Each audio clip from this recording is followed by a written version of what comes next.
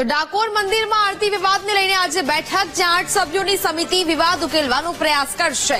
બારાદાસી સેવકો 250 વર્ષ જૂની પરંપરા મુજબ આરતી ઉતારતા હતા।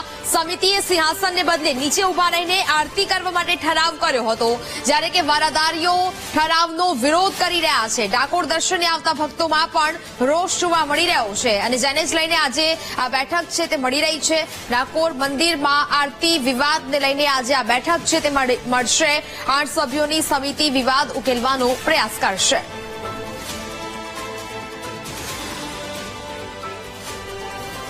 તો વારાદારીઓ ઠરાવનો વિરોધ છે તે કરી રહ્યા છે। એક બાજુ ડાકોર દર્શને આવતા ભક્તોમાં પણ રોષ જોવા મળી રહ્યો છે।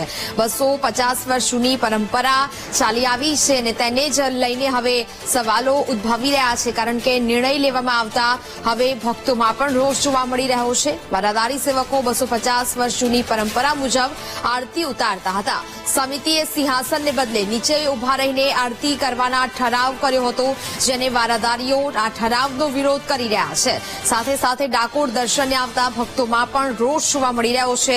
લોકોનું કહેવું છે કે જે પરંપરા ચાલી આવી રહી છે તે મુજબ જ આરતી ઉતારવામાં આવે। જોકે વારાદારી સેવકો આ 250 વર્ષ જૂની પરંપરા મુજબ આરતી ઉતારતા હતા, અને હવે આ ઠરાવ લાવવામાં આવ્યો છે, અને આ નિર્ણયને લઈને વિરોધ છે તે જોવા મળી રહ્યો છે। 8 સભ્યોની સમિતિ વિવાદ ઉકેલવાનો આજે પ્રયાસ કરશે। સંવાદદાતા વિનોદ ફોનલાઈન પર જોડાયા છે। વિનોદ, ડાકોર મંદિરમાં આરતી વિવાદને લઈને આજે બેઠક મળશે, શું વિગત? જી ને, ડાકોરની અંદર જે પ્રમાણે વારાદારીઓ જે સિંહાસન ઉપર આરતી ઉતારતા હતા, જે લોકોને નીચે ઉતારવાની ફરજ પડી છે, જેના કારણે વારાદારી સેવકોમાં ભારે રોષ ફેલાયેલો છે। આ મુદ્દે 2 દિવસથી જે મડાગાંઠ પડી ગઈ છે, જેની અંદર ગઈકાલ ક્ષત્રિય સંગઠન પણ સામે આવી અને વારાદારીઓની તરફેણ કરી હતી। હવે આ મામલો એટલો પેચીદો બને છે, એક તરફ ઠરાવનો અમલ કરવાની વાત થઈ રહી છે, જ્યારે બીજી તરફ એનો વિરોધ થઈ રહ્યો છે, જેના મામલે આ 8 સભ્યોની બેઠક આજે મળવા જઈ રહી છે, જેના કારણે આ વિવાદનો અંત આવે।